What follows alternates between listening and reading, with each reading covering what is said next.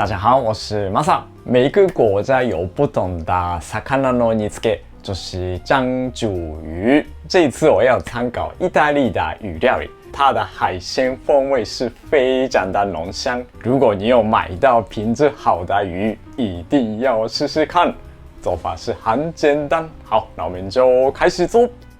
这个步骤是给自己要处理整条鱼的朋友们参考的。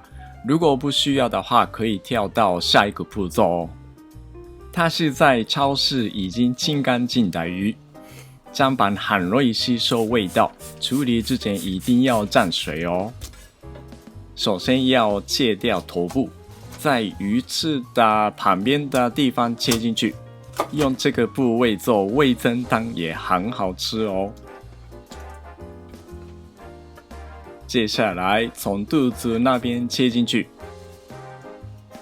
要记得刀子往下摸到骨头的样子切哦，然后连在脊柱的骨头切掉。背部也是一样，刀子往下切进去。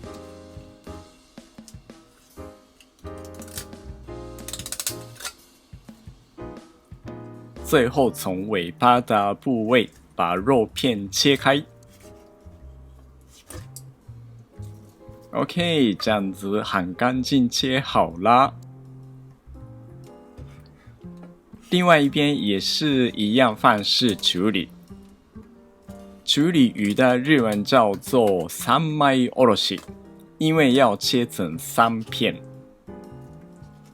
处理鱼的方式有很多，依照鱼的大小还有形状，会有稍微不一样的处理方法。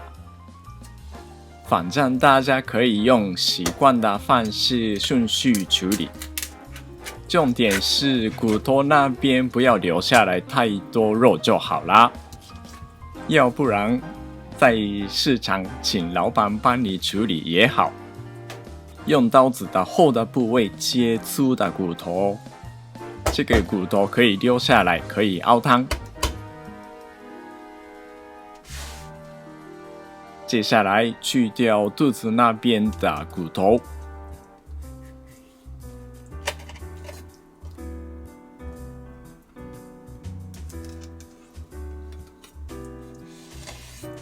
最后拔掉鱼刺。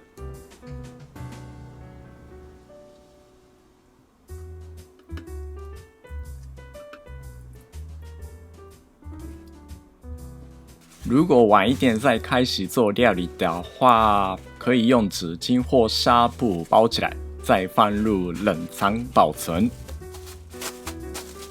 如果这几天不会用到的话，可以装在密封袋里面，冷冻保存，可以放大概1个礼拜。这个是已经吐沙过的蛤蜊，这种蛤蜊也可以冷冻起来哦。吐沙之后放入袋子里面冷冻起来。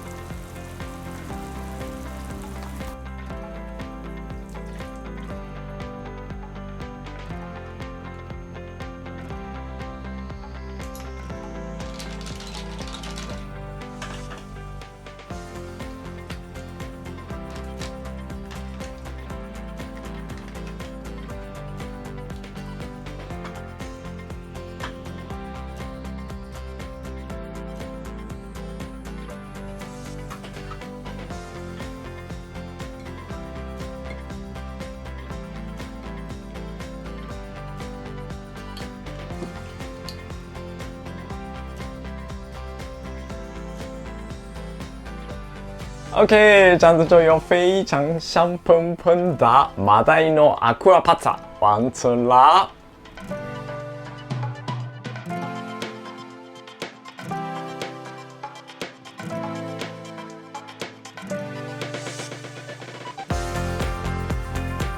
好了，现在就可以开始吃了哦。这个闻到香味真的是很棒，我很喜欢像这种鱼皮煎到非常漂亮的金黄色的。像这一种鱼肉其实真的很容易切开，所以根本不需要刀子嘛，就用这种汤匙切一切就好了。这样子就连这个汤汁可以享受。ではいただきます。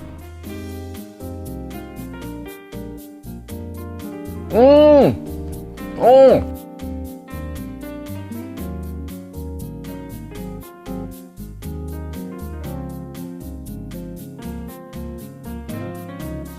哇，这个鱼太香了，因为我特别皮那一面煎到金黄色，所以现在吃起来就可以享受这个鱼皮的那种香香的味道，都没有腥味的。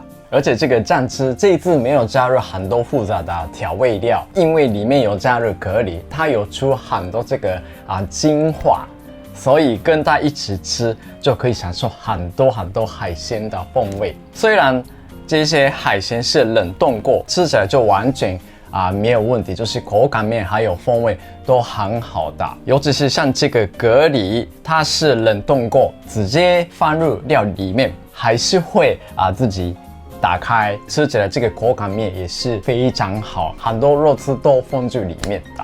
这一次我用已经切好的白生鱼，其实这一道原本是常常会用到整条鱼，所以大家也可以自己挑选切好的还是用整条鱼都没问题。然后做好之后，直接把锅子放在桌上享用也好。而且这个酱汁是非常好吃，吃完之后加入白饭，做成西式的杂炊也很好。希望大家享受清爽美味鱼料理，谢谢。